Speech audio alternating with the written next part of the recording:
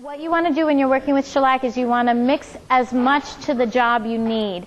After it's pre-mixed, it doesn't have a strong, long shelf life, like maybe 6 months. So you don't want to go ahead and save time and mix that whole bag, because by the time you get back to it, it won't be good anymore.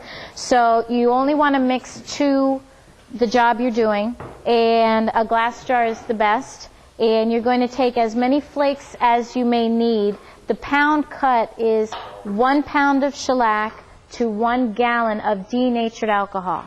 And then you can now break that down. So a ½ pound of shellac to 2 quarts. A ¼ pound of shellac to 1 quart. And you can vary it that way. The thinner your cut, the easier to apply. A standard pre-mixed shellac is a 3-pound cut, which is what these are. So we're going to all apply these and see. Whoever wants. That's a little less than a 3-pound cut, and you'll see the thickness, especially this is thick. Whoever wants to open, it's open. I want you to compare the thicknesses, and the thicker shellac just can be the harder to apply. And we're all going to make pads and apply these in a little bit. If you must and your brushes are clean, you can brush them on, but that's not the preferred application, but go ahead. I started to mention de-waxed and waxed. There's 2 different ways to get shellac. De-waxed is more expensive. Again, more processed, more refined. Not necessarily better. It is clearer. I don't have one where you can see it, but if I had this in pre-mixed button, I would have a great deal of wax that is settled to the bottom. What a waxed shellac or result in is a little bit of a cloudier finish.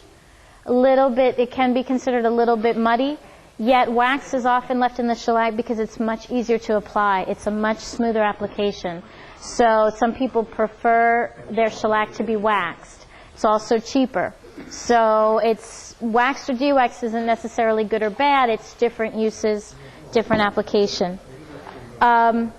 So I've got what's easy to do also if you're just starting out. If you're not sure, you can mark. This isn't really working. With a pen, mark where your shellac ends, and you're going to double that amount in alcohol. So yes, it can be, depending on it. Usually this is how it is, and then you can add more alcohol to make it weaker, to make it thinner, easier to apply. JoAnne, these chunks of shellac you send it around, we take a couple chunks. How do we know how much alcohol to add to it? That's what I'm doing right now. Okay. You can weigh it.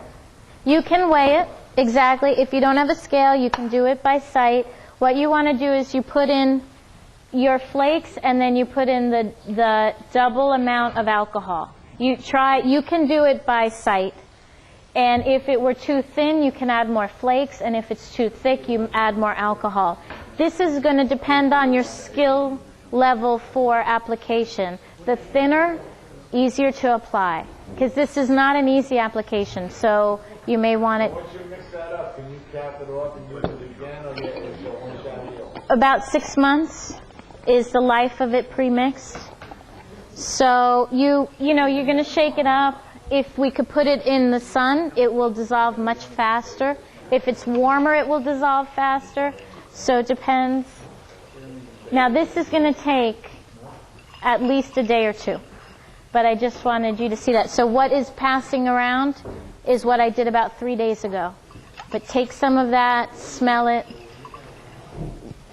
You can kind of see there's all little tricks, and some people, first and foremost, the grain filler speeds the job right along. Secondly, some people do build up the initial layers with a brush. A lot of people use a mop first to build it up, and you finish with the pad.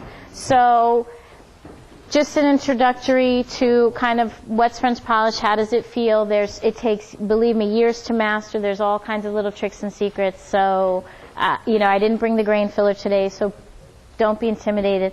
But what I want everyone to use is, because this is so complicated a finish, there's something called an easy brush-on French polish, and it is a shellac, and it is designed for someone that doesn't have a lot of skill in this, and you just, brush it on. So, welcome to take, I believe I have amber. They're all amber, so they're not clear, so you're going to have a little color on your piece. But by all means, yes, if you have a nice little, does everyone have one of these little brushes? A mop, a French polishing mop to apply.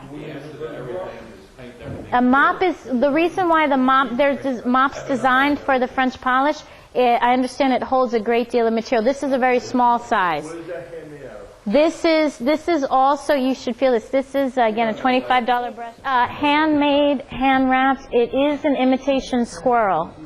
But it came with the whole story about how this was made. And the mops are designed, this is a 4 millimeter, it goes up to 16 millimeter. Yeah. The larger the better, they're like $100. And you load your material in that, dip it right in, and that is a great way to do your first few steps, first few layers.